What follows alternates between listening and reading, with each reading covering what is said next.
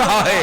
اسی ہندوستان کی دھرتی پر, وہ دھرتی جس کو غریب نواز نے سینچا ہو, وہ دھرتی جس کو غریب نواز نے نوازا ہو, وہ دھرتی جس کے گلی کوچے میں غریب نواز نے اسلامی پودے لگائے ہو اور ان پودوں سے اخلاق مصطفیٰ کے پھول کھلے ہو, مصطفیٰ جان رحمت کے کردار کے پھول کھلے ہو, اس پھول کو مسل دینے کے لیے ہمارے اسی ہندوستان میں کوئی پیدا ہونے والا گنگوں سے پیدا ہوا, کوئی پیدا ہونے والا ندوہ سے پیدا ہوا, کوئی دیوبند سے پیدا ہوا, کوئی سہارنپور سے پیدا ہوا.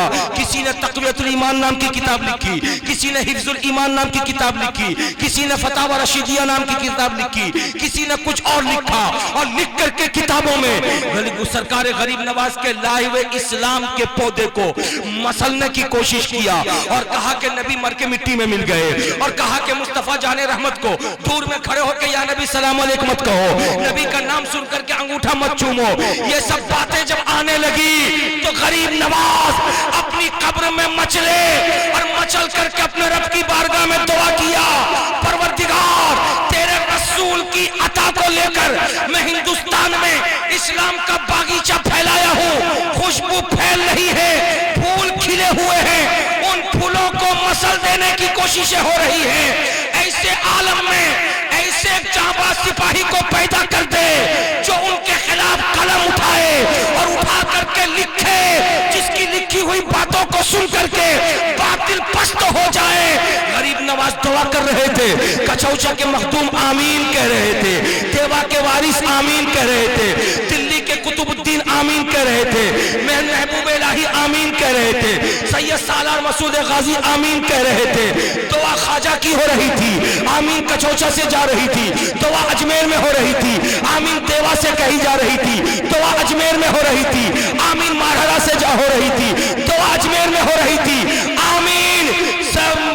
آمین بہرائچ میں ہو رہی تھی. جب اس دعا کو رب قدیر کی بارگاہ میں قبول کر لیا گیا تو پروردگار نے خواجہ کی دعا کی برکت بنا کر کے بریلی کی دھرتی پر رضا علی خان کا پوتا بنا کر, نقی علی خان کا بیٹا بنا کر احمد رضا کو پیدا کیا. اور احمد رضا نے اپنی مختصر سی زندگی میں 1000 سے زیادہ کتابیں لکھ کر کے قرآن پاک کا صحیح ترجمہ کر کے دنیا والوں کو بتایا. دنیا والوں جو رسول کو مردہ کہے وہ مردہ ہے, جو ہم تو رسول کو زندہ مانتے ہیں. نبی کا نام سن کر انگوٹھے چومنے کو جو ناجائز کہے اس کا بائیکاٹ کرو, ہم تو جائز کہتے ہیں. مزار پہ حاضری کو جو ناجائز کہے اس سے سنبند منقطع کر لو. مزار پہ جا کے مراد ماننے کو جو ناجائز کہے اس سے رشتہ ناتا ختم کر لو.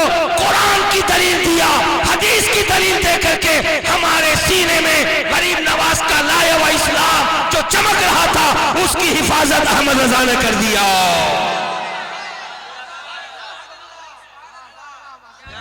نعرہ تکبیر, نعرہ رسالت, شہنشاہ بغداد کانفرنس, فیضان خواجہ, فیضان خواجہ, فیضان اعلی حضرت, نعرہ تکبیر, نعرہ رسالت. اور سب کچھ کر لینے کے بعد میرے اعلی حضرت نے قلم اٹھایا اور اٹھا کر کے لکھا, یہ رضا کے نیزہ کی مار ہے کہ عدو کے سینہ میں غار ہے, کسے چارہ جوئی کا وار ہے کہ وہ یہ وار وار سے پار ہے. اسی لیے سنیوں نے آج کسی بھی مزار, کسی بھی آستانے کو نہیں چھوڑا.